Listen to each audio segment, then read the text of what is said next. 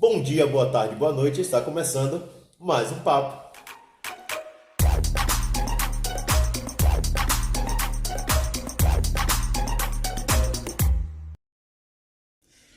Hoje estamos aqui com o professor Delmaci Ribeiro. Vamos trazer um pouco de conhecimento para essa galera que nos acompanha. Muito obrigado pelo convite. Já deixa eu lhe agradecer por aceitar, na verdade, o nosso convite e estar aqui conosco. Tem alguma coisa para falar para o nosso pessoal? A liberdade está entre nós. Grande Vinícius Lessa, companheiro das antigas, lá do tempo do ensino fundamental, Colégio Ágape, né? É um prazer enorme estar aqui com você e saber que você é um garoto empreendedor, proativo, que busca sempre inovar. Isso é um diferencial. Exatamente. Vamos iniciar a nossa entrevista. Eu já queria fazer uma pergunta que eu já vim pensando muito nisso. Sim. Eu, no lugar de aluno, eu não consigo imaginar, né? Mas, muitas vezes já pensei como é ser um professor e um diretor. E eu confesso que eu acho que eu não tenho muita paciência para lidar com alunos, por exemplo, como eu fui, né? E aí eu gostaria de saber como é que você faz para... Eu lembro muito bem como você era. Lembra? Era um bom aluno? Era um bom menino, era um bom menino. Serelepe, vamos dizer assim, né? Verdade. Mas era um bom menino. Sempre muito ativo. Sempre ativo. Como tem que ser. Verdade. Mas eu queria saber, você tem uma técnica ou você aprendeu e como você aprendeu para ter paciência, para saber lidar com vários tipos de alunos que você precisa lidar, né? E você precisa trabalhar com eles sem que haja um conflito entre professor e pais, porque não é sempre que você vai achar um aluno tranquilo. Às vezes você vai achar um aluno serelepe, né? Sim. Então, como é que você faz para ter paciência e para manter isso vivo? Grande Vini, na verdade não existe uma receita de bolo, não existe uma receita pronta. Eu costumo entender que é o seguinte, não apenas ser professor, mas qualquer outra profissão. Você tem dois caminhos. Ou você escolhe a profissão, porque você não tem outro caminho a seguir, então você tem que escolher e só tem aquela possibilidade. Ou a profissão lhe escolhe. E quando a profissão lhe escolhe e você começa a vivenciar o seu dia a dia, o seu labor, você começa a se identificar. Então, tudo vai fluindo, as coisas vão acontecendo. Então, eu lembro bem que quando eu iniciei a licenciatura, não era o meu foco inicial, a licenciatura, a ser professor. Inclusive, eu era um estudante bem tímido, não falava pouco em sala de aula. Mas, a partir do momento que eu tive contato com a licenciatura, eu fui me envolvendo. E esse envolvimento vai fazendo com que você, no dia a dia, vá somando, né, conhecimentos e você vai desenvolvendo habilidades para lidar com os estudantes. E eu tenho uma característica que é a seguinte, eu comecei em sala de aula aos 18 anos. Então, isso faz com que, desde muito cedo, eu tive um contato com estudantes jovens e que não estavam tão distantes assim de mim. Então, a forma de você entender as pessoas, de você entender que ali são seres humanos, que você não precisa ficar com a ideia de que tem que ter pessoas prontas, porque se tivessem prontas não estavam na escola. Então, assim, esse entendimento faz total diferença. Então, essa questão da paciência, como é que eu posso lhe dizer? Quando a gente diz que está tendo paciência com o outro, é porque a gente está meio que suportando o outro. A gente não quer estar ali, mas a gente está suportando. Então, eu não me vejo numa situação de que eu tenho paciência com os meus alunos. Na verdade, eu procuro entender o universo deles, procuro saber qual a proposta deles dentro da sala de aula, e é o tradicional sair da caixa. É você ficar o tempo todo buscando elementos para ir ao encontro do que seu aluno deseja. Era até uma das perguntas que eu ia lhe fazer, né? No caso, como você falou, às vezes a profissão ele escolhe, às vezes você escolhe, né, a profissão. Mas independente, né, de como aconteça, você precisa estar preparado, né, e se manter em preparo constante ali dentro da profissão. Para quê? Para que você também consiga manter o interesse dos alunos. Como você citou, você tem que entender como eles qual a proposta deles ali dentro. Então eu queria saber de você, assim, já não lhe perguntar como funciona como estratégia, né? Mas o que Delmaci, como diretor dentro de um colégio, tem de mais forte para propor para os seus alunos, para que não seja algo tão monótono, tipo, só chegar, assistir uma aula e ir. O que Delmaci varia na mente dos alunos dentro da escola? Veja bem, Vinícius Lessa, né? Vinícius Lessa, a liberdade está entre nós.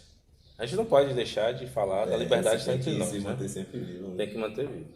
Então, veja só, hoje eu não estou mais exercendo a função de diretor. Hoje eu sou professor. Mas algo que eu me orgulho muito é de nunca ter deixado de ser professor. Então, às vezes, o cargo faz com que a pessoa esqueça da sua essência. E na escola, todos nós que estamos fazendo parte da equipe pedagógica somos professores. Eu costumo dizer que desde a portaria, passando pela cozinha, pela secretaria, todos os ambientes da escola são ambientes de ensino e de aprendizagem, de trocas de experiências. Então, no momento que eu tive a oportunidade de ser diretor, teve uma fala de um estudante que eu não esqueço, e eu acredito que foi essa fala que fez o prédio e a mentalidade do Colégio Estadual Maria Isabel de Melo Góes mudar de forma assim bem... Virou uma chave.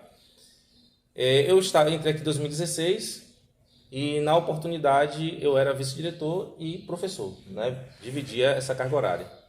Em determinado momento, em função de uma lei, a diretora tinha duplo vínculo, né? Que era a professora Cléo, e eu tive que assumir a direção, por indicação dela, em 2019.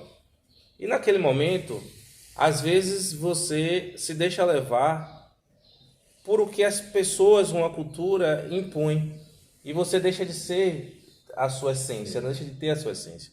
E aí eu lembro muito bem que no início de ano letivo, a gente ia ter uma avaliação e uma das estudantes foram barradas de entrar na escola porque estava com sandálias, ela estava com sandálias. E aí eu estive lá fora, no portão, para negociar com os alunos, explicar que tinha algumas normas e tal, mas que naquele momento eles poderiam entrar. Eles entraram na escola, como tem que ser. E ao chegar na sala, era um dia que começou a chover e tal. Aí dentro da sala começou a molhar tudo. Aí essa estudante falou para mim assim, professor, como é que numa instituição que a gente se molha como se a gente estivesse no tempo aberto, o senhor vem falar com a gente de sandália? Não tem cabimento. Aquilo ali me fez ficar muito reflexivo. E a partir daquele momento eu pensei, não, a gente precisa trazer o máximo de conforto para os nossos alunos. Lembro bem que até aquele instante as nossas salas não tinham forro, não tinha ar-condicionado. A estrutura das janelas era uma estrutura de janelas de madeira antigas, que por ação do tempo estava se depreciando e às vezes não tinha vidro. É uma situação bem caótica. E a imagem que se vendia da escola pública era uma imagem de um lugar feio, onde o banheiro as pessoas não poderiam entrar, né, onde as salas molham mais dentro do que fora, onde não se tem conforto, etc. E muitas vezes, nesses espaços públicos, você tinha a sala de direção toda checada, com o ar-condicionado, com tudo, que não era o caso nosso do Isabel. A gente não tinha nem na sala dos alunos, nem na sala de direção. Só que essa fala da estudante, ela me fez ter uma motivação a mais para buscar forças para poder reconstruir a escola. E naquele momento, o que a gente ouvia muito era o seguinte: não adianta reformar, não adianta deixar tudo bonito, porque os alunos vão quebrar tudo. E nós fizemos uma estratégia que foi buscar as lideranças dos estudantes, os líderes de classe, fazer um movimento político dentro da escola, não uma política partidária, mas uma política pública de conscientização. E nós conseguimos forrar todas as salas da escola. As primeiras 2 salas forradas foram forradas com os estudantes participando, num grande mutirão, onde os estudantes trouxeram profissionais, a escola entrou com o material, o forro e tal. E daí, alguns professores falavam, não, mas essa sala forrada agora vai ficar muito quente. E eu disse, não, todas as salas da escola vão ter ar-condicionado. E as pessoas naquele momento ficavam incrédulas. Como assim? né? Nunca teve, agora vão ter todas as salas com ar-condicionado? Eu acho que isso é uma utopia. E quanto mais as pessoas duvidavam, mais a gente tinha vontade de querer fazer as coisas. E hoje nós temos uma escola com 7 salas, todas as 7 salas de aula têm ar-condicionado, e tudo surgiu dessa relação com o estudante, de entender o estudante.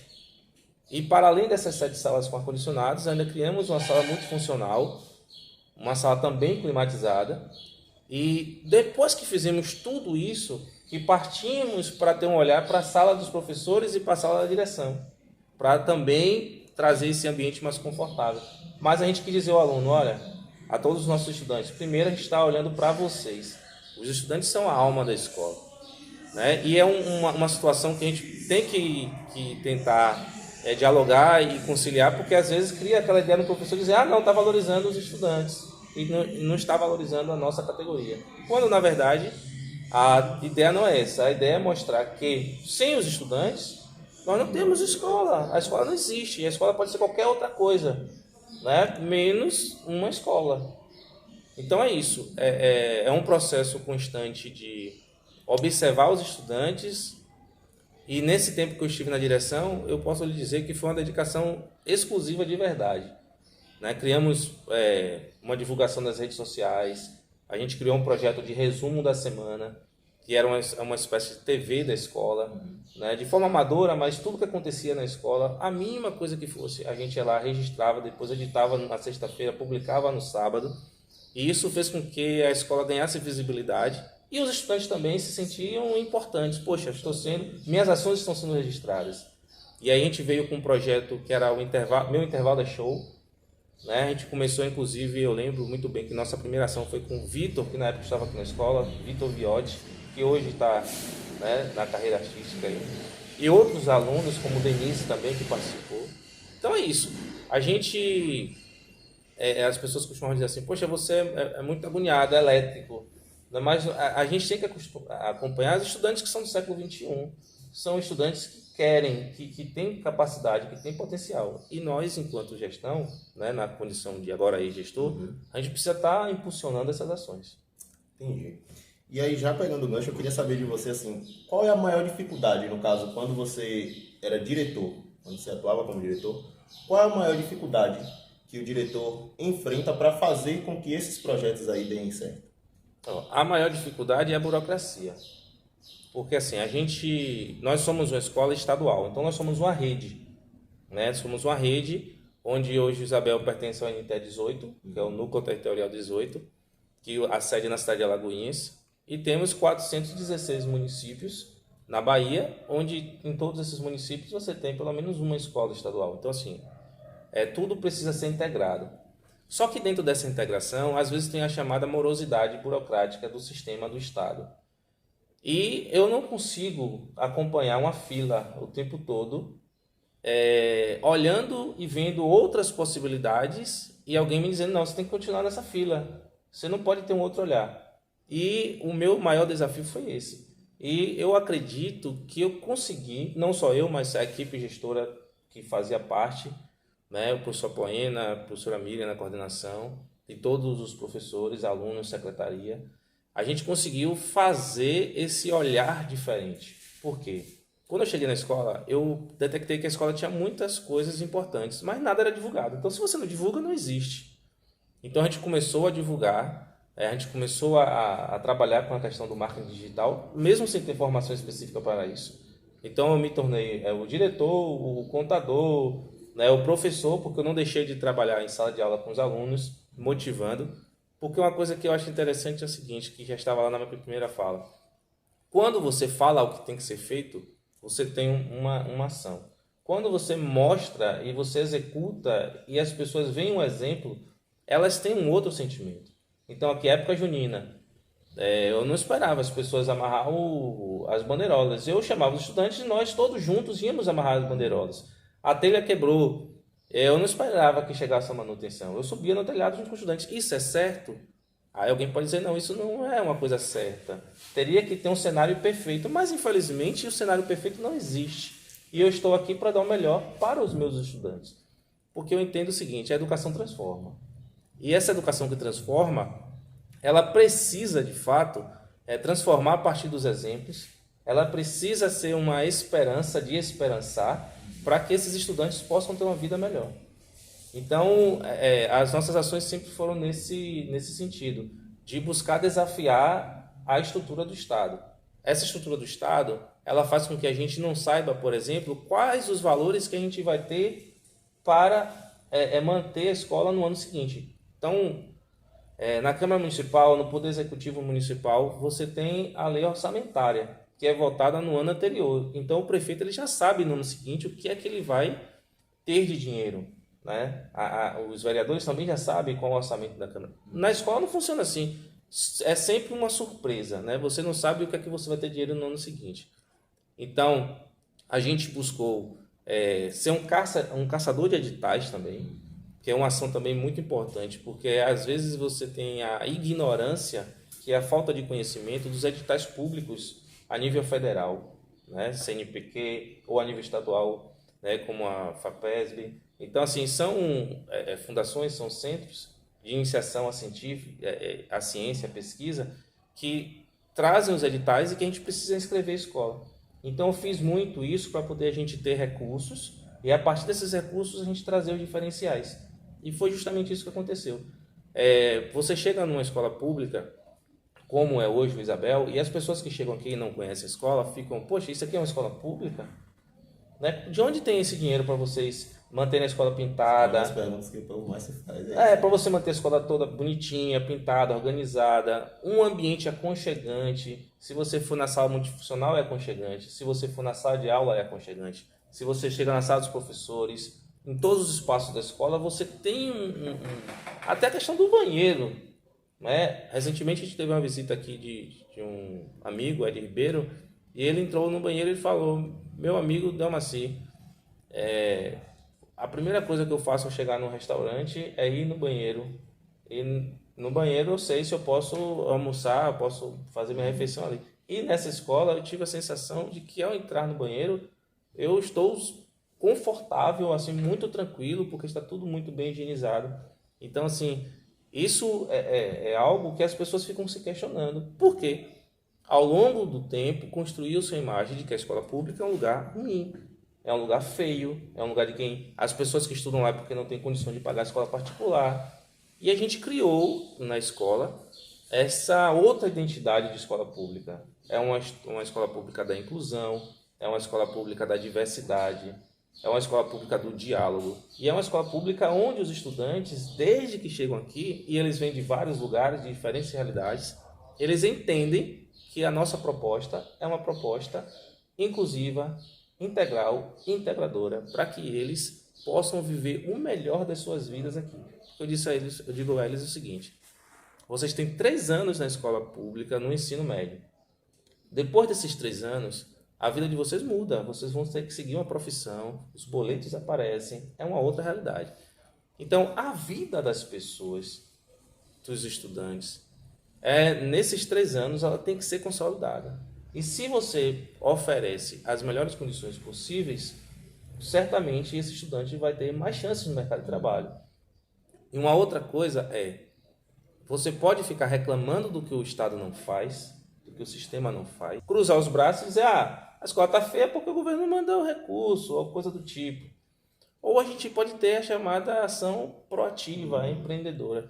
E é isso que eu acabei trazendo junto com a equipe gestora e os professores para esse ambiente. E é esse detalhe aí que falta em muitas escolas, né? Não que os professores não sejam competentes, mas que tenham um pouco mais de proatividade, porque realmente se for ficar aguardando, é meio difícil às vezes. Não acontece. É o que eu lhe disse, aqui na escola nós forramos as salas, nós colocamos ar-condicionado nas salas, nós criamos uma sala multifuncional, sem nenhum valor específico que veio direcionado para fazer essas ações.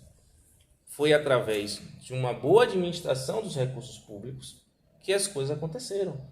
Então, isso também é importante, você saber administrar os recursos. E esse saber administrar você sempre estar mostrando para as pessoas o que você está fazendo e você também chamar as pessoas para que elas possam sugerir o que fazer. E essas pessoas são elas, todas toda a comunidade escolar. São os estudantes, são os funcionários, são os professores, é toda a equipe gestora.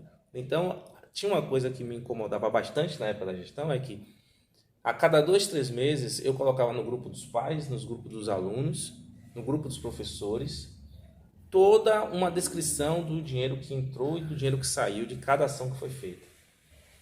Ninguém nunca me questionava nada, para dizer assim, no sentido, esse valor aqui, né, poderia ter sido de outro jeito, tal, tal, tal. E aquilo me incomodava, porque eu estava fazendo a prestação de contas para ser cobrado.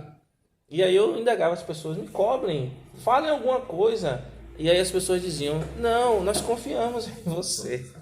E eu não gosto disso, porque é aquele processo do bolo. Às vezes você quer reclamar do resultado final do bolo. O bolo está solado. Sim, porque você não participou do processo do bolo, porque você não ajudou a colocar os ingredientes. Né? Então reclamar do final do processo é fácil, é cômodo.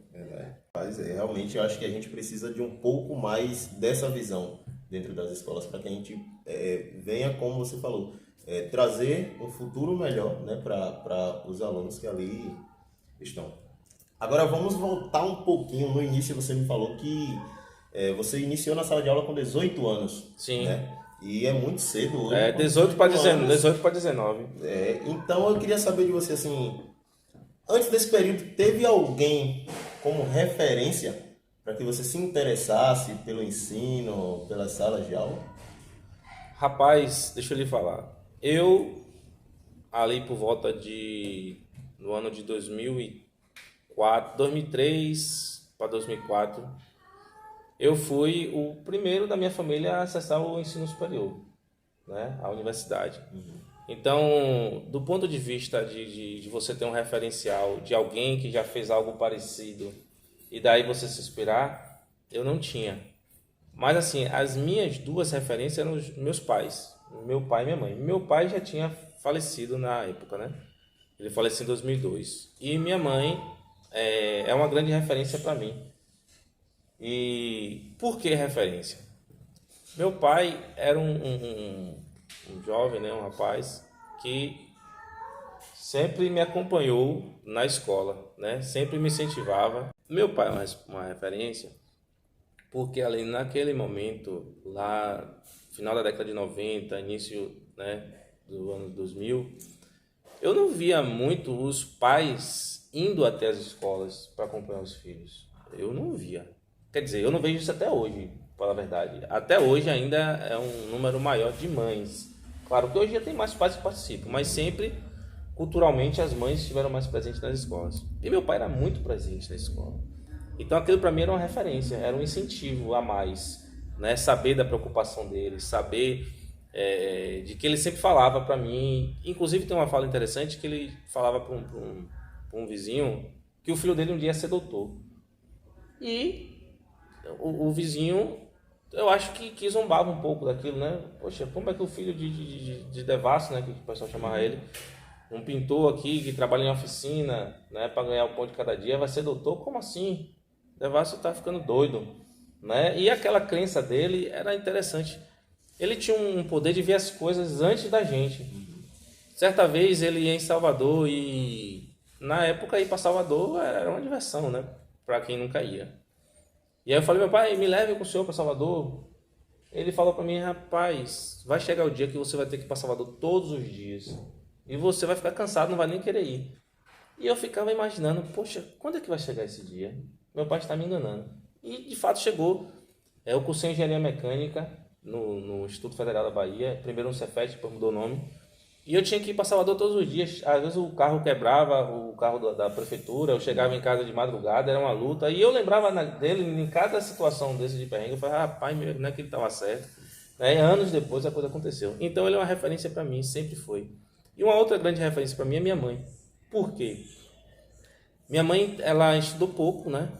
Ela sabe basicamente escrever o nome dela. Só que ela sempre me acompanhou nos exercícios, nas atividades de casa e me fazia acreditar que ela sabia de tudo, de que ela estava corrigindo de fato, mas ela não corrigia. Ela apenas criava em mim um sentimento de responsabilidade para fazer o exercício. E aquilo ali para mim, depois que eu vim entender como era aquele processo, aquilo me marcou e de forma assim que inesquecível, né? Tem uma outra situação também que ela fez que eu também não esqueço e jamais esquecerei, que é a seguinte. Eu estudei na escola da Fundação José Carvalho, né? Desde de gurizinho. E teve um determinado momento que faltou a grana para comprar livro. Na época o livro era o coração do estudante. O governo não dava, ninguém dava, a fundação não dava livro. Tinha que comprar o livro. Ou você comprava o livro, ou a sua chance de passar de ano era mínima. E ela foi na livraria comprar esses livros, mas sem dinheiro. E chegou lá, deixou a identidade dela, deixou o RG dela como garantia, para poder ter os livros. Então assim, aquilo ali para mim, como é que eu vou esquecer de uma situação dessa? Né? Então, se ela como tinha pouco estudo, ela podia dizer, estudar não é importante, porque eu tenho pouco estudo e estou viva, né? Estou me virando. Mas não, sempre buscou essa situação de me fazer ter o melhor dentro dos estudos. A gente já consegue ver de onde veio esse seu talento de pensar um pouco fora da caixa, né? Exatamente. Delma, eu queria abordar um outro assunto que eu acho que é muito interessante e que a cada dia a gente vê isso crescendo mais, que é a tecnologia dentro das escolas, né? A gente consegue ver que isso vem se tornando constante. E eu queria saber um pouco sobre a sua opinião com relação a isso. O quão importante isso é para o ensino hoje? Vini, essa sua pergunta é muito importante, cara, porque apesar dos estudantes serem do século XXI, nós temos professores que não são do século XXI, obviamente, né? Então, às vezes, as pessoas querem culpar a tecnologia.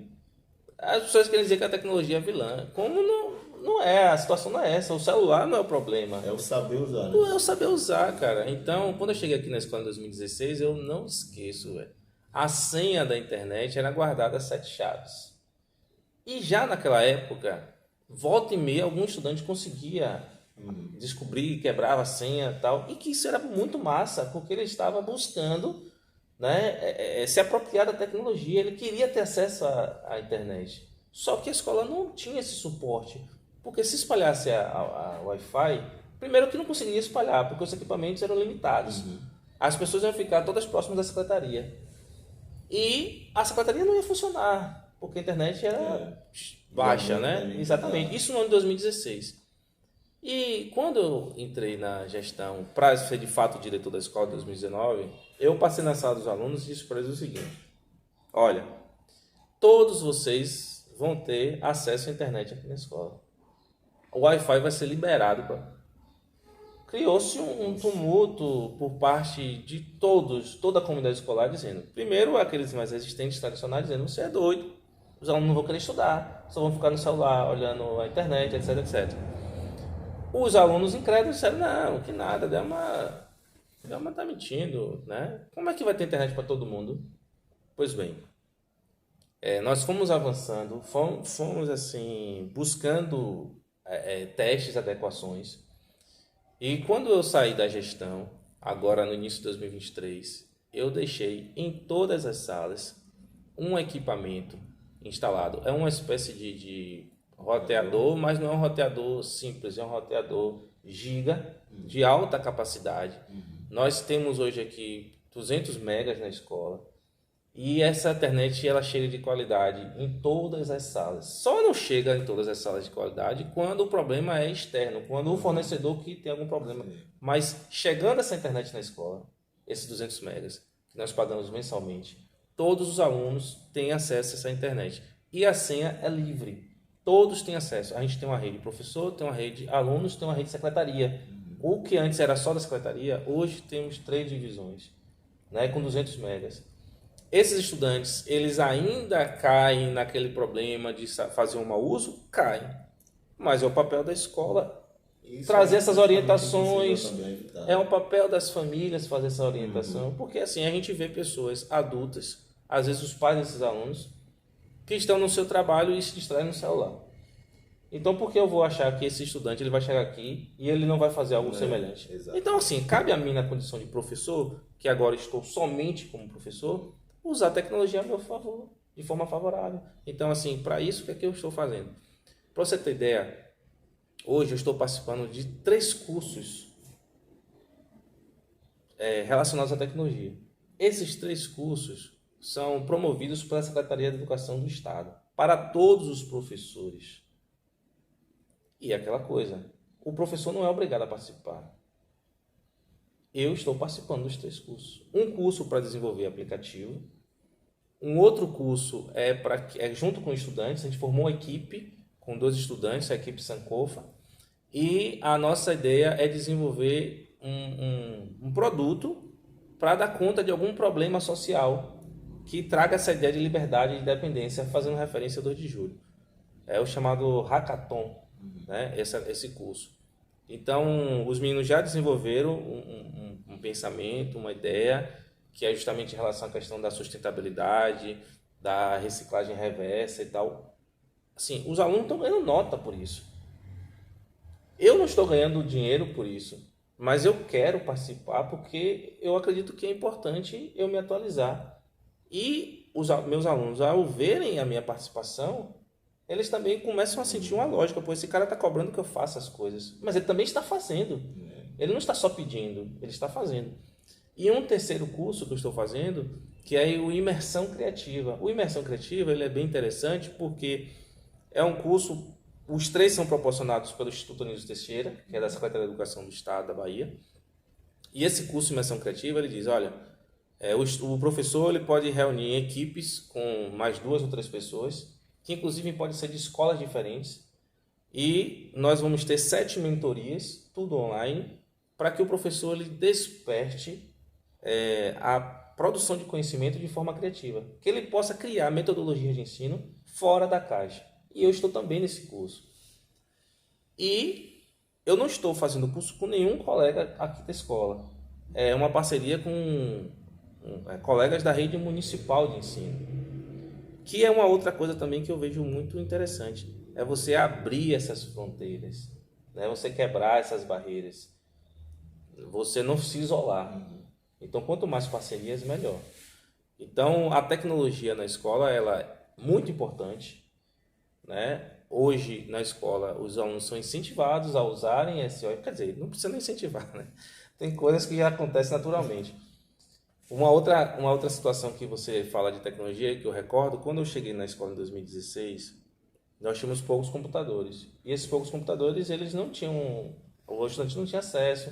A gente tinha uma sala de informática que nunca chegou a funcionar direito, porque a energia não chegava. E o que foi que eu fiz? Passando a ser gestor, em 2019, a gente focou nessa parte dos computadores. Então, eu deixei a escola com 10 computadores em pleno funcionamento, só para os alunos. Na sala da coordenação tem um computador, na sala da direção tem um, na secretaria, salvo engano, tem 4 computadores. Além disso, nós temos mais 5 notebooks também que podem ir para a sala de aula para poder os estudantes usarem. Além do data show com acesso ao Wi-Fi. Esse data show nós também temos 3 data shows que os alunos podem levar, além de TV também que pode levar, TV Smart, que também não adiantava você ter uma TV Smart e não ter Wi-Fi nas salas. Então qualquer sala que o professor leva a TV, ele conecta no YouTube e ele pode acessar e tornar a sua aula mais dinâmica. Então a tecnologia ela precisa estar presente. E quando a gente fala de tecnologia, não é só essa tecnologia mais na área de informática, não. É você pensar a tecnologia como técnicas, como habilidades que você pode desenvolver para você sair da mesmice. Hoje, aqui, eu me recordo que no ano de... Não me lembro exatamente qual foi o ano, eu participei de um projeto aqui, né, junto da escola, o projeto FACE, Festival Anual da Atuação Estudantil, que eu acho que hoje ele já não existe, né? Ou ainda existe? Ainda existe. Ainda existe. Esse projeto a gente chama de projetos estruturantes, e dentro dos projetos estruturantes tem o FACE, que é o Festival Anual da Atuação Estudantil. Exatamente. Além desse projeto, quais outros projetos o Maria Isabel de Melo Góes participa para que proporcione um entretenimento e mesmo um conhecimento mais amplo para os seus alunos? Certo. Então, vamos falar aqui de vários projetos, né? Nós temos os projetos que são da Secretaria de Educação do Estado e que a escola pode aderir. E tem os projetos próprios da escola. Então, por exemplo, falando de projetos da Secretaria de Educação, nós temos esses 3 que eu citei para você, que eu estou participando junto com alguns estudantes, que é o Hackathon, né? Nós temos também a imersão criativa, né? E temos também o desenvolvimento de aplicativos. Isso. Todos voltados para professores e alunos. São esses 3 projetos que a gente tem atualmente. Além desses 3 projetos, a gente tem um projeto de iniciação científica, né, de educação científica. O que é esse projeto? É você chegar para o estudante e dizer, olha só, você não está aqui para poder ficar ouvindo e copiando coisas que o professor escreve no quadro. Você está aqui para problematizar. Se alguém um dia inventou um celular, é porque alguém problematizou, né? E a partir do momento que você enxerga e percebe problemas, você vai criar caminhos, métodos para poder chegar até possíveis soluções. Então, a gente desenvolve esse projeto de educação científica. O Clube de História, que está aqui na escola de 2016, que eu estou à frente desse Clube de História, a gente tem hoje 3 estudantes ativos pesquisando, né, inclusive com credenciamento para participar em feiras a nível nacional, para expor esses projetos. A gente também tem, além dessa iniciação científica do Clube de História, você também tem outros professores, como o professor Joab, o professor do Cine, que desenvolvem projetos de iniciação científica, né, dentro de suas áreas de conhecimento. Temos também o NUPEA, que é o Núcleo de Pesquisa e Educação Antirracista. O NUPEA tem uma história bem interessante, que é o seguinte: em 2022, o governo estadual ele lançou um documentário, um edital, né, o edital professor Jorge Conceição, onde a escola poderia ganhar até R$50 mil para desenvolver um projeto de educação antirracista. Eu estava de férias naquele momento, salvo engano, era outubro, por aí assim, eu saí de férias, logo depois de setembro eu saí de férias. E, mesmo assim, viajando, eu reuni a equipe da escola de forma online, falando, vamos participar, nós precisamos participar desse edital. E aí eu fiz a escrita do texto, tal, direitinho, a gente submeteu a proposta. E naquele momento a gente submeteu a proposta dizendo que a escola como espaço de resistência, né? A educação antirracista, escola pública como espaço de resistência, que é um projeto para trabalhar em 2022, né? O projeto foi de 2021, para trabalhar durante o ano de 2022. Beleza, conseguimos ser contemplados. Era uma escola por NTE e nós conseguimos ser contemplados, a única escola do NTE 18. Então, a partir desse recurso que chegou, R$50 mil, nós fizemos coisas maravilhosas. Nós criamos o Núcleo de Pesquisa e Educação Antirracista, sob a coordenação do professor Joab, né? Então, esse Núcleo de Pesquisa e Educação Antirracista desenvolveu projetos de viagens para irmos em lugares para discutir sobre história, sobre racismo, sobre educação. Fizemos também filmes aqui, né? Exibição de filmes, de debate, diálogo com os estudantes. E entenda que dia de sábado aquela sala ficava cheia, os alunos assistindo e depois discutindo o filme. Fizemos, para além disso, também um documentário belíssimo que foi lançado no CEP, no Clube CEP, no final do ano de 2022. E esse documentário fez com que a escola tivesse uma visibilidade muito grande. Para você ter ideia, esse documentário ele fez com que a gente chamasse a atenção até de Globo e de outras emissoras que vieram aqui, fizeram entrevistas, divulgaram. Então foi muito bacana. E o documentário ele não ficou preso ali aquele ano de 2022. Ele continua sendo discutido, continua sendo trabalhado, porque é um tema recorrente, é um tema que a gente precisa estar discutindo todos os dias. Então, todos esses projetos que eu falei são projetos que eles versam sobre algo que vem do Estado e coisas que surgiram da própria escola. Para além desses aí, tem um outro projeto bem interessante também, que teve uma repercussão bacana, que foi Meninas na Ciência, né? Esse projeto Meninas na Ciência ele tem uma história bem interessante, que foi o seguinte: lá no ano de 2018, houve um edital público federal para que professores do Brasil todo se reunissem para falar sobre ciência, tecnologia e engenharia lá na USP, em São Paulo. Eu fui inscrever o projeto do Clube de História, que é especificamente na área de humanas, ciências humanas. Fui selecionado. Então, fui representar todos os professores da Bahia nessa discussão sobre ciência, tecnologia, engenharia e matemática, lá na USP, em São Paulo, que foi uma atividade em parceria com a Embaixada dos Estados Unidos.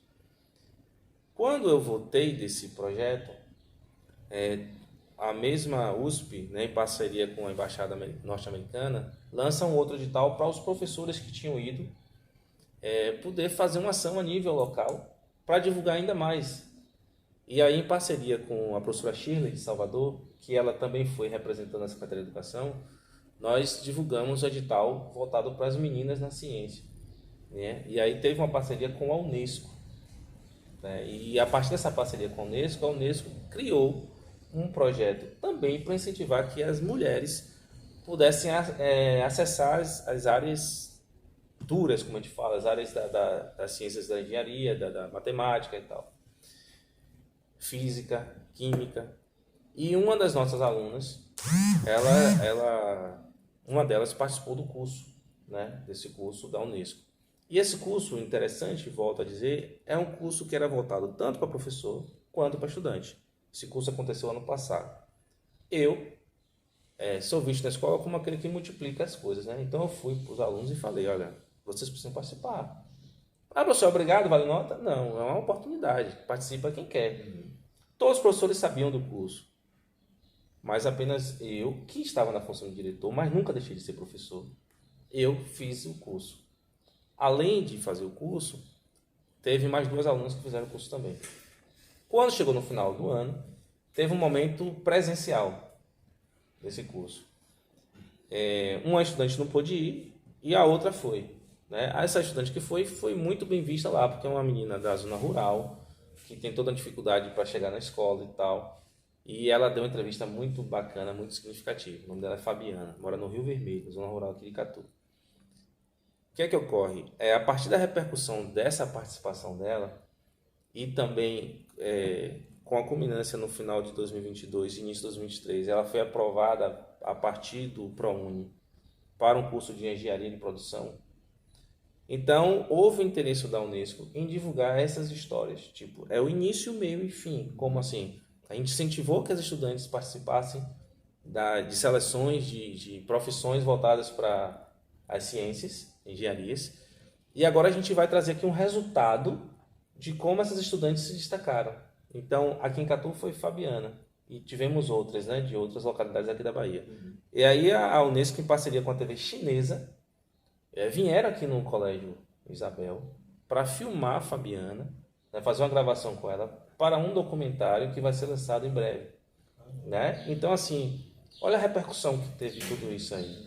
De onde começou esse projeto? Começou a partir do momento que eu, um professor de história, estava na direção e na sala de aula, dividindo isso aí. Eu submeto um projeto de ciências humanas para participar de um curso que era mais voltado para ciências exatas. Mas eu não fiquei constrangido de mandar o meu projeto. E foi aceito. A partir dessa minha atitude, de sair do óbvio e de buscar um algo a mais, veio o projeto da Unesco. O projeto da Unesco possibilita que a estudante que foi aprovada pelos méritos dela, através do ProUni, para um curso de engenharia, ela tem uma visibilidade gigante, entende? Então, assim, esse projeto assim, é um daqueles exemplos de você falar assim, poxa, você não pode fazer apenas o que é obrigação, você tem que fazer um algo a mais, porque esse algo a mais é justamente o que transforma. Então, a vida de pessoas são transformadas a partir dessas suas ações. Então, esse é mais um projeto que foi bem interessante. Não é um projeto que ele teve seu início, meio e fim todo atrelado à escola como protagonista, mas você teve um envolvimento direto, né, de elementos, de pessoas da escola durante essas ações. Para além disso aí, temos a fanfarra. Isso também é muito interessante. Em 2019 eu assumo a gestão. O professor Macia agora é gestor da escola. Primeira reunião com os professores, jornada pedagógica, início do ano. Eu falei para eles, olha, esse ano nossa escola está completando 70 anos. E nós somos de 1949, 29 de outubro de 1949. E aí eu disse para eles, olha, esse ano nós vamos participar do 7 de setembro. E naquele momento eu vi alguns incrédulos. E um comentário que eu vi que eu não esqueço foi, as escolas da prefeitura elas participam, mas recebem recursos. E o Estado não manda recurso para o 7 de setembro. E nós vamos falar feios, todo mundo bonitinho e nós, né, de forma qualquer jeito? Eu disse, não. Nós vamos participar em alto nível. Ah, mas aí já vem um outro problema. Que você traz a solução, as pessoas trazem o problema. E eu sempre gostei disso. Eu não me incomodo. Quanto mais problema, para mim é melhor. Porque me impulsiona a pensar em coisas diferentes. E aí foi dito, mas nós não temos fanfarra. E as escolas todas da prefeitura que desfilam têm fanfarra. Eu disse, é verdade, nós não temos fanfarra, mas no dia 7 de setembro nós vamos ter uma. E as pessoas ficaram assim, não é possível, você não está doido. Né? E eu fiquei com aquilo na cabeça e comecei a trazer os diálogos, ligando para um, ligando para outro, para saber como era o processo. E foi aí que eu encontrei o meu amigo de infância, né? João Marcelo. Encontrei ele no supermercado aqui na Alemanha. E aí eu falei para ele, ô João, rapaz, eu tô querendo colocar uma fanfarra na escola. O que você me diz? Aí ele falou, Delma, você conversou com a pessoa certa. Eu tenho uns instrumentos lá em casa, né, que são os instrumentos da FAMUC, que até então estava desativada, já tinha algum tempo sem desfilar. E esses instrumentos estão parados, Delma. Lá no Isabel tem espaço para a gente guardar esses instrumentos e para a gente começar a movimentar. Eu disse na hora, temos. Nós tínhamos? Não tínhamos. Mas eu disse na hora, temos. Porque o que não se tem, você cria. Mas você não pode perder oportunidades por dizer não. Eu digo aos meus alunos o tempo todo, a primeira palavra é sim. Se é algo bom, a primeira palavra é sim. Depois você vai ver como é que você se adequa, mas a primeira palavra é sim. Você não pode negar. Beleza, então o João trouxe os instrumentos para cá. Mas antes de João trazer os instrumentos para cá, eu passei nas salas e disse aos alunos, vamos ter uma fanfarra. E aí João começou a vir aqui ensaiar, sem ganhar um centavo. E aí a questão das parcerias, nós fizemos muitas parcerias para as coisas darem certo na escola. E João ensaiava aquela fanfarra ali e ficou mais ou menos uns 20 dias ensaiando sem instrumento nenhum. Só a postura. E é uma coisa muito interessante isso aí, porque segue uma metodologia de algo que eu aprendi desde muito cedo. Você não dizer às pessoas sobre algo bom para que elas sejam atraídas. E você não sabe a real intenção delas. Você tem que começar na dificuldade. Porque quem está na dificuldade com você, quando a coisa fica boa, está tudo já consolidado. E isso aí é um exemplo que meu pai me deixou. Teve uma certa vez que ele convidou os amigos para cavar uma fossa na sua residência, lá em nossa casa, de domingo. E poucos amigos compareceram. Só que não era fossa coisa nenhuma. Era o dia do aniversário dele. E tinha um churrasco. Só que quem foi foram de verdade, pô. Se ele falasse que era o churrasco, ia o amigo do amigo, ia ser bagaceira. Então essa questão da fanfarra eu vejo com analogia com essa situação. Os meninos ficavam aqui sem instrumentos. Deixa o rapaz fazer a divulgação do mercado dele, né? Em parceria aqui, Então, como eu estava falando, meu pai convidou os amigos para cavar uma fossa. Chegando lá não era fossa, era um churrasco. Então, assim, naquele momento ele conseguiu fazer uma seleção das pessoas que realmente deveriam estar naquele lugar. E a fanfarra não foi diferente. Eu trago essa analogia para a fanfarra, porque a gente ficou quase 20 dias ensaiando sem nenhum instrumento. Era o chamado marca-passo. Só tinha um timbal que o João conseguiu. E aí o menino ficava fazendo aquele movimento, né, para poder ir pegando o ritmo. E alguns, naquele momento ali, ficavam incrédulos, né? Professor, não vai ter fanfarra. Porque a fanfarra da escola já está ensaiando todo mundo com instrumento. E aqui a gente só fica com esse tambor e levantando as pernas e nada acontece. Então isso aí está por fora, professor. E aí alguns foram desistindo. Mas aí foram ficando aqueles que realmente tinha interesse, que era de verdade, que não era uma coisa de momento. E aí João foi lá, trouxe os instrumentos, a gente foi lá com o carro, trouxe, guardou tudo direitinho. E aí quando os instrumentos chegaram, aí foi só alegria. E a gente conseguiu envolver a escola.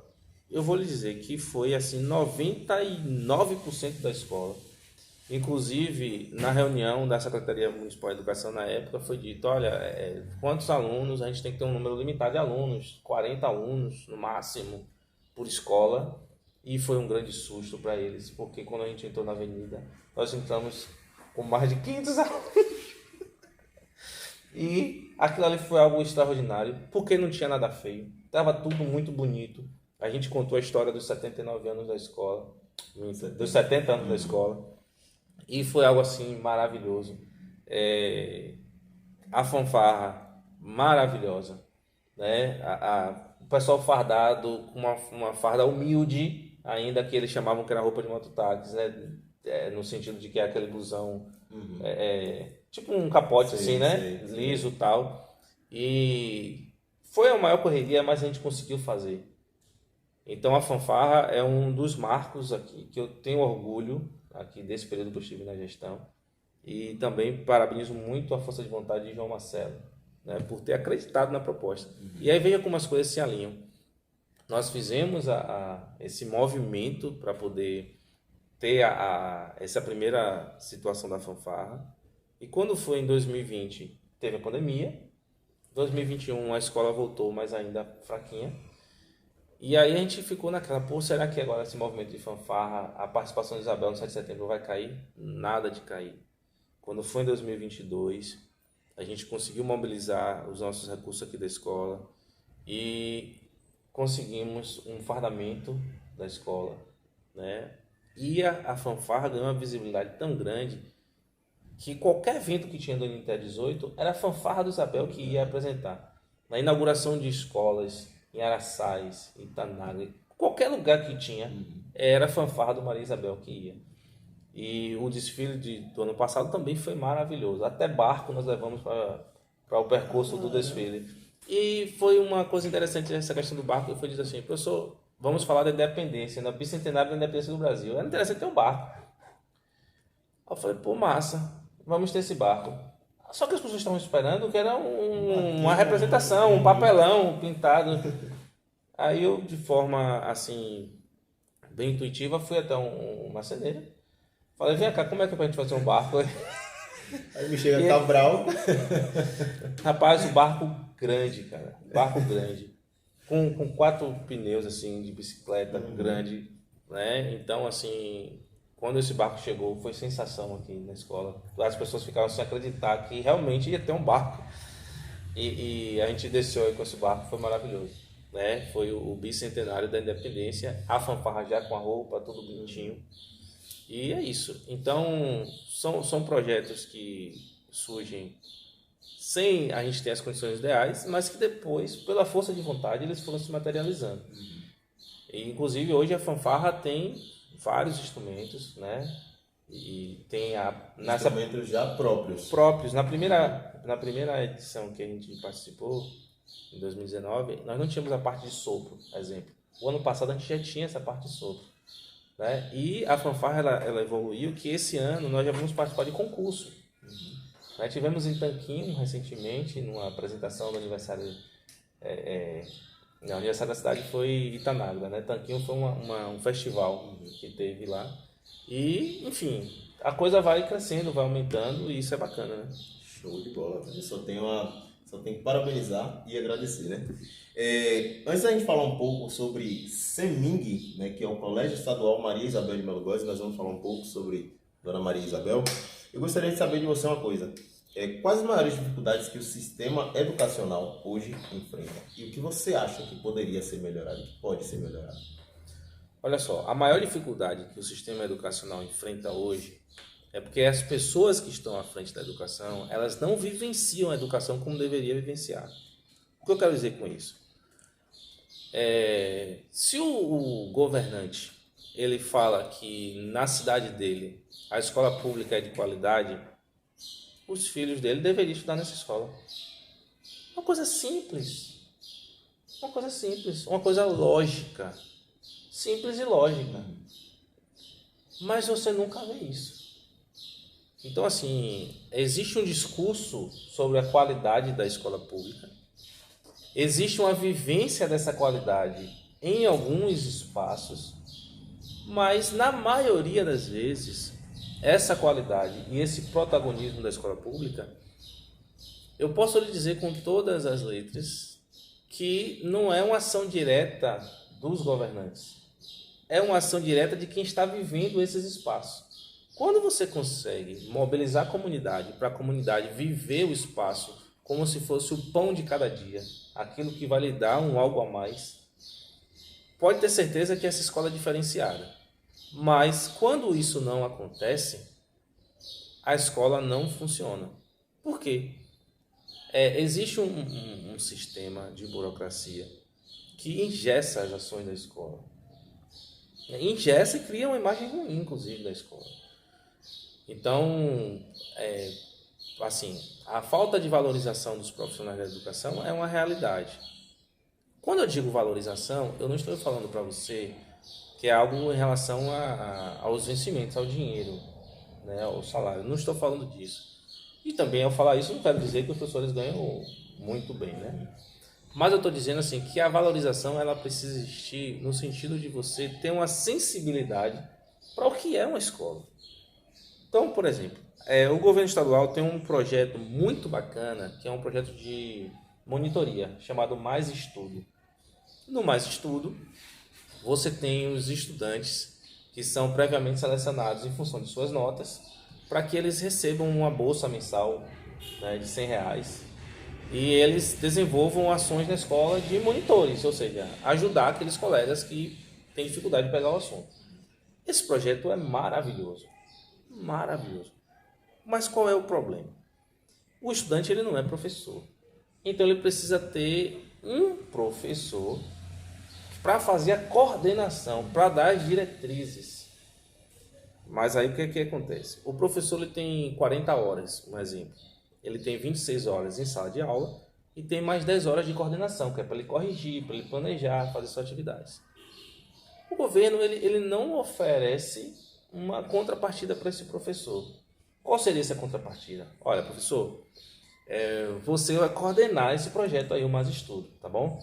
Então eu vou tirar você de sala de aula, 10 aulas, sei lá, de sala de aula, e essas 10 aulas vai ser para você cuidar de estar à frente desse grupo de alunos. Uma coisa simples de ser feita, mas não acontece. Então, quando não acontece isso, o que é que vai ficar? Temos duas possibilidades. Ou a gestão da escola ignora o projeto, não seleciona os alunos vão ser prejudicados porque não vai ganhar aquela grana e nem vai ter a oportunidade de vivenciar o processo. Ou a direção da escola faz o seguinte: olha, vou inscrever todo mundo. Vamos imaginar que o Isabel tenha 30 alunos aí aptos para participar da bolsa. Então eu vou inscrever os 30 alunos e eu mesmo, gestor da escola, vou ficar à frente dessa coordenação, dessa atividade. Isso é o correto? Não é o correto. O trabalho vai fluir da melhor maneira possível? Não vai fluir. Mas se você não fizer isso, o projeto não vai acontecer. Então, eu estou dizendo assim por experiência própria. Enquanto eu estava na gestão, o Mais Estudo, eu não deixava um estudante sequer fora da bolsa. Porque eu entendi o seguinte: se é um projeto social, esse estudante vai ter a possibilidade de ganhar R$ 100 por mês. Por que eu não vou inscrever? Então, assim, eu vou inscrever esse estudante e vou chamar ele para perto de mim. Vou dizer: olha, as suas funções, as suas atribuições vão ser essas aqui. E a gente vai desenvolver, vai colaborar para que essa coisa aconteça. Inclusive, a gente teve até um momento que esses estudantes produziram bastante, produziram um caderno de poesias, várias coisas foram produzidas. Mas é aquela situação, não é uma obrigação minha. Então, se eu for levar a situação da obrigação, a coisa não anda, não flui. Um outro exemplo que traz um problema para a educação pública passa por continuidade. Continuidade e egos. O que é o ego? O ego é quando você acha que tudo tem que ser você. E na escola pública é coletivo. Não é uma pessoa que tem que ser a protagonista. É o coletivo. Né? Então, veja só. Segunda etapa da nossa parceria novamente. Nós estamos falando da continuidade. Então, outro problema da escola pública é a continuidade. Porque, às vezes, o ego fala mais forte, fala mais alto. Então, eu trago aqui um exemplo que é o projeto Ciência na Escola. O projeto Ciência na Escola, eu participo dele desde que eu entrei no Estado, em 2012. É um projeto que incentiva os estudantes a produzirem ciências na escola, né? Através da iniciação científica, da educação científica. E esse projeto, hoje, no Estado, ele está simplesmente abandonado. Por que ele está abandonado? Porque mesmo você tendo mudanças de governo, que são pessoas de um mesmo partido, de mais ou menos um pensamento semelhante, quando entra uma equipe nova, aquela equipe nova normalmente quer mostrar serviço querendo inventar a roda, ou seja, ao invés de você pegar as coisas boas que já existem e dar continuidade, dá uma melhorada, se for o caso. Mas não, na maioria das vezes as pessoas querem inventar a roda. E aí esse é o problema. E infelizmente é o que acontece na gestão pública, né? E o Ciência na Escola é um caso assim bem evidente disso. Bom, como eu havia falado, né? Eu queria saber de você um pouco, né, bem resumido, sobre quem foi a Dona Maria Isabel de Melo Góes, porque muita gente ouve falar, muita gente sabe o nome dela completo, mas não sabe quem é e quem é a fundadora desse projeto aqui. Maria Isabel de Melo Góes, quem foi ela? Professora Neném, né?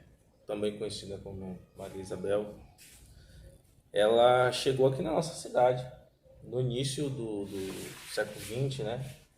Bem no início do século XX. E ela chegou na nossa cidade justamente nomeada pelo Estado para ser professora, né, de escola primária e tal. E chegando na cidade, ela depois teve um casamento, né, com o seu Paulino César Góes, mas ela não teve filhos, né? Então ela teve uma vida dedicada à educação. Quando a escola é fundada em 1949, como escola rural, o nome foi feito justamente para homenageá-la, né, em função dessa sua ação protagonista na educação aqui na cidade de Catu, né, como professora aqui da nossa cidade. Então a gente sabe que a figura do professor é uma figura que já foi muito mais valorizada, né? Então naquele contexto, o nome Maria Isabel de Melo Góes foi justamente para homenagear aquela que foi a primeira professora da cidade. Inclusive na primeira escola da cidade, que é o Colégio Inocêncio, que foi fechado e é onde a gente tem ali hoje uma universidade, certo? Então, resumidamente é isso. É uma pessoa que chega na nossa cidade com essa missão de lecionar, de ser professora, né? E a partir dela você começa a ter um processo educativo na cidade, porque a escola, e principalmente a escola pública, é um fenômeno recente, né? Não é um fenômeno de muito tempo. Então nem todos tinham acesso à educação, nem todos tinham acesso, né, à aprendizagem. E nesse contexto aí, ela foi uma das pessoas que começou esse movimento aqui na nossa cidade, no século XX, né? Início do século XX. Isso é muito importante saber, porque tem muita gente, como eu falei, que não conhecia, né, essa Sim. história, e é muito bom a gente passar isso para frente. Delmo, eu queria saber só uma penúltima coisinha, né? Você tem uma filha, né? Sua filha hoje tem quantos anos? 6 anos. 6 anos de idade. 6 anos. Então eu quero saber de você o seguinte: o que mais mudou? O professor Delmaci lhe ajudou a ser o pai Delmaci? Ou o pai Delmaci lhe qualificou ainda mais como o professor Delmaci? Vini, assim, o ser pai é algo que eu vejo que é também muito próximo dessa relação sua com uma profissão. Porque você não é obrigado a ser professor, primeiro, né? Mas às vezes a vida pode lhe conduzir para esse caminho e você acaba sendo. E às vezes você gosta, ou você pode viver a vida toda ali reclamando. E aí você chega no seu local de trabalho cansado, porque você não quer estar ali, né? Isso serve para qualquer profissão. O ser pai é a mesma coisa. Ninguém é obrigado a ser pai. É uma escolha, ou pelo menos deveria ser uma escolha, ser pai. E no momento que você escolhe ser pai, você tem que ter um desejo, você tem que buscar isso com muita responsabilidade. Porque não é um processo fácil. E a condição do que é ser pai vem mudando ao longo dos anos, né? Em algum momento, ser pai era aquele que tinha uma relação com a mulher, uma criança foi gerada, nasceu a criança, pronto, acabou. Aí você tinha uma obrigação ali financeira, vamos lá, uma coisa desse tipo, e pronto. Na minha formação, já no meu contexto de vida, né, no meu desejo de ser pai se confunde muito com aquele papel do que é ser mãe, do que as pessoas acreditam que a mãe tem que ser. Então, assim, eu tenho muito orgulho de nunca ter faltado uma única consulta, sequer, de minha filha, antes mesmo de ela nascer. Antes dela nascer. E não eram poucas consultas, porque foi um tratamento que foi feito, porque eu já tinha tido uma perda da primeira filha e tal. E foi um processo árduo, de uma luta e de uma incerteza sem saber como era o fim daquele processo de tratamento, se ia dar certo ou se não ia dar, né? Pois, enfim, deu certo, graças a Deus. E quando ela nasceu, eu passei a ter uma proximidade com ela, de trocar fraldas, né, acompanhar nas consultas, né, e na escola, em todas as etapas, em todos os processos. Então, assim, o ser pai é uma aprendizagem constante, né? Todo dia eu aprendo a ser pai. E talvez eu possa dizer assim que a maior dificuldade do ser pai, para mim, é justamente quando o amor ele acaba sendo muito maior do que as necessidades do processo educativo. Porque assim, o processo educativo nem sempre você vai encontrar um cenário que é um cenário de laboratório. É um cenário de dificuldades, porque a vida tem dificuldades. Então, nesse cenário, você tem que impor limites, você tem que falar para como é que deve ser a postura em determinadas situações, determinadas circunstâncias. Só que o amor que você sente pelo filho, muitas vezes, ele deixa numa situação na qual você fica escolhendo palavras, escolhendo situações para passar, para você não trazer uma situação, né, conflituosa. E eu venho de uma realidade que é uma realidade assim de dificuldades, né? Eu costumo dizer que a educação ela transformou minha vida, né? Então, quando meu pai falava que meu filho vai ser doutor, eu só consegui hoje estar cursando um doutorado, né? Hoje eu curso um doutorado, porque eu achei pessoas que me deram suporte, e como minha mãe que deixou o RG, como meu pai que ia para a escola. E assim, tiveram momentos cruciais. Por exemplo, quando eu saí da oitava série, que hoje é nono ano, e fui para o ensino médio, a gente não tinha transporte para ir para a cidade vizinha, que era Pojuca, né? Então eu ia de carona, ia e voltava de carona. E muitas vezes tinha que ficar na escola o dia todo. E eu tinha que levar minha marmita já de manhã para a escola. E os meus colegas já tinham aquela marmita que chegava na hora, quentinha, né? Aí depois eu vou para a universidade, em Alagoinhas, e eu não tinha transporte para voltar, eu só tinha para ir, porque o último transporte na época, Catuense e Santa Maria, estava ali em transição, tinha horário de ida, aquelas 18 horas o último.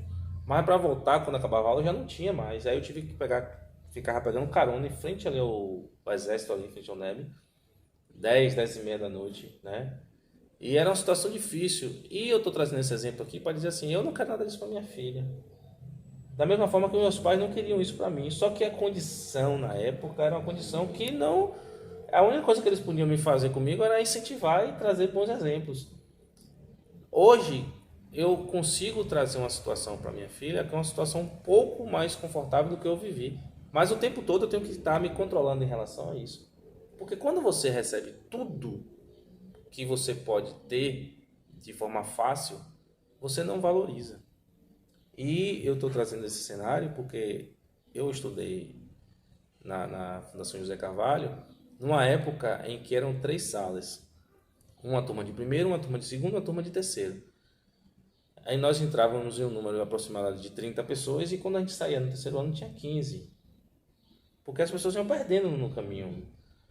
E essa galera que perdia, muitas vezes era o pessoal que recebia a sua quentinha na hora. Meio-dia, quentinha chegava ali. Eram as pessoas que tinham transporte para pegar na porta, deixar na porta. Tinha toda uma condição financeira, né, para poder sustentar aquilo ali. E eu não tinha nada daquilo e na superação consegui chegar até o final. Então esse é o ponto de equilíbrio que eu tento ter com minha filha, né? Nesse sentido de o pai que ama a filha, que desejou ter uma filha, mas que tem que saber os limites, né, dessa educação para não trazer uma situação de prejuízo, né? E o ser professor É isso. O ser professor é aquele que não está ali para ensinar o tempo todo. O ser professor, dentro daquilo que eu acredito, é aquele que também aprende o tempo todo. Porque se você tem algo a ensinar, é porque um dia você aprendeu. E a aprendizagem é contínua. Então, essa relação do professor com o estudante e do pai com o filho é algo contínuo. O tempo todo você está ensinando, o tempo todo você está aprendendo. Exatamente. Muito bom. Delma, para finalizar, né, nós temos vários alunos aí que têm também essa vontade de ser professor, de fazer um doutorado, como você está buscando agora aí. E eu queria que você desse a eles um conselho. Qual conselho o professor, o diretor, o pai de uma que trilhou todo esse caminho hoje dá para quem está no início? Atenção, jovens! O que eu quero dizer para vocês é o seguinte: temos que vivenciar, temos que viver, temos que experienciar as oportunidades. Então, o tempo todo eu estou falando para os meus alunos: vocês podem entrar na escola pública no primeiro ano do ensino médio e vocês podem sair iguais, vocês podem sair melhores ou vocês podem inclusive sair piores, né? Isso tudo vai depender da postura que vocês tenham em relação à educação pública. Então, o que eu costumo dizer para os meus estudantes é: aproveitem as oportunidades. Meu avô sempre me disse: meu filho, o cavalo selado, ele nem sempre vai passar na sua frente em condições de você, né, montar esse cavalo. Então, a gente precisa estar atento às oportunidades, aproveitar as oportunidades e entender que o que acontece no processo educativo vai além de notas. O foco tem que ser a aprendizagem. E quando eu digo processo educativo, não é só na escola, não, é na vida. A gente aprende o tempo todo, né? E a somatização dessas aprendizagens que nos colocam num lugar de experiência capaz de galgarmos outros lugares e outros olhares. E eu sou fruto desse processo. Eu tenho o maior orgulho de dizer que a educação transformou a minha vida e transforma a vida de todos e de todas que de fato levem a educação a sério. Show de bola. Delma, muito obrigado por aceitar o nosso convite. Mais uma vez, eu só tenho que parabenizar e agradecer. Né? Agradecer porque, mesmo que por um curto período, mas eu fiz parte também como aluno desse processo. E eu sou muito grato por tudo que eu aprendi com você como professor e também como pessoa. Então, mais uma vez eu gostaria de te agradecer e espero que nós tenhamos outras oportunidades, né, para estar junto, quem sabe em outros projetos ou até mesmo aqui no Mais um Papo. Certo. E eu gostaria muito que você cantasse um trechinho da Liberdade Está Entre Nós. Por quê? Essa composição é uma composição ali de 2016, salvo engano. Foi quando eu estava chegando aqui na escola, que teve aquele processo, e aí teve uma apresentação em Salvador, que não foi naquele ano, né? Foi no ano seguinte. Né? E aquilo ali foi algo muito significativo para a nossa escola, para os nossos alunos. A gente sentia uma torcida, né? Era como se fosse um time, uma seleção. A gente fez uma caravana, vai para Fonte Nova, né? Um ônibus, e era aquela agonia toda, aquela agonia gostosa, aquela agonia boa, né? E passou um tempo, a gente, né, começou a viver um período político, um período social bem complicado. E aquela sua música, ela diz muito, né? Toda aquela trajetória, né, da liberdade está entre nós. E essa liberdade que está entre nós, às vezes não está visível. Às vezes a gente tem que buscar. Às vezes está nas entrelinhas, né? A liberdade está, né, no choro, né, de uma criança, né? E são essas questões inteligentes que a gente precisa perceber no dia a dia da educação. Essa sensibilidade que a gente precisa ter para tratar e para se relacionar com os nossos, no caso da escola, a relação professor com os seus estudantes. Exatamente. Então eu vou fazer melhor. Ao invés de eu cantar, eu vou deixar um trecho para vocês aí dessa apresentação que vocês, eu espero que gostem. E é isso aí. Delma, Pronto, fechou. Estamos juntos. Estamos juntos. Espero que eu tenha a oportunidade de voltar aqui, quem sabe entrevistar algum aluno ou até a nossa diretoria do colégio. E é isso aí. Vamos que vamos. Vou deixar as nossas redes sociais aqui. Nos sigam, acompanhem o nosso projeto e beijão. Tchau. Tchau. Vamos?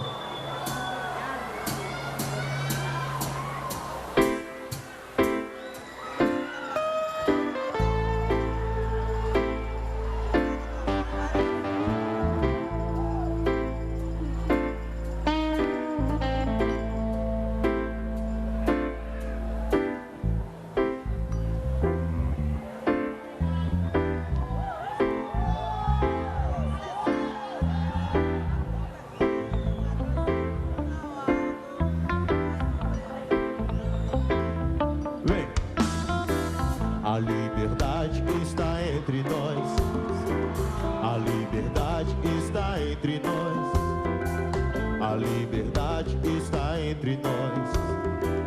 A liberdade está entre nós. Oh. A liberdade está no choro de uma criança que acabou de nascer e junto trouxe a esperança de um país melhor e de um povo todo unido que só plante a paz e que o amor seja colhido. A liberdade está entre nós. A liberdade está entre nós. A liberdade está entre nós. A liberdade está entre nós.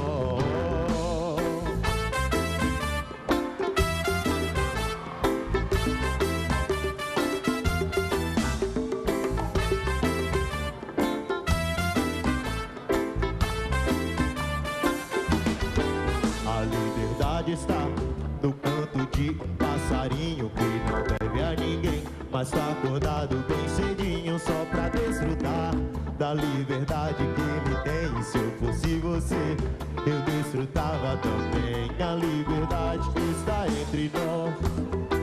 A liberdade está entre nós. A liberdade está entre nós. A liberdade está entre nós.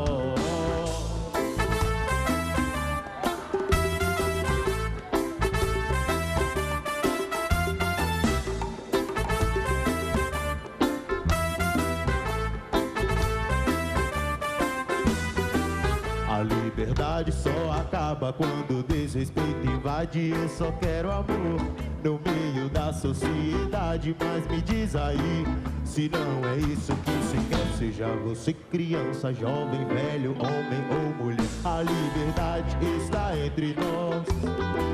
A liberdade está entre nós. A liberdade está entre nós. A liberdade está entre nós.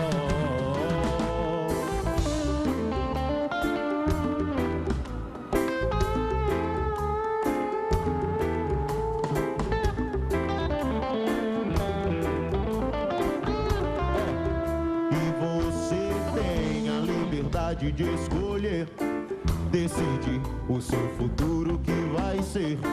Se vai resolver amar e se juntar a nós, ou se vai se alienar a um governo algoz. O mundão está aí esperando sua decisão. Se vai ficar sentado na frente da televisão, ou se vai se levantar para espalhar o amor e vai mostrar a liberdade a quem ainda não chegou. A liberdade está entre nós. A liberdade está entre nós. A liberdade está entre nós. A liberdade. Agora eu quero ouvir todo mundo, vai. A liberdade está entre nós.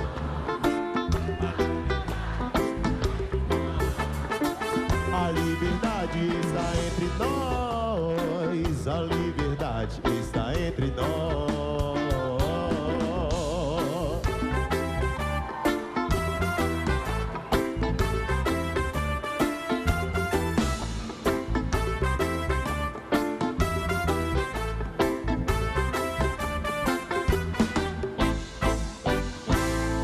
Obrigado!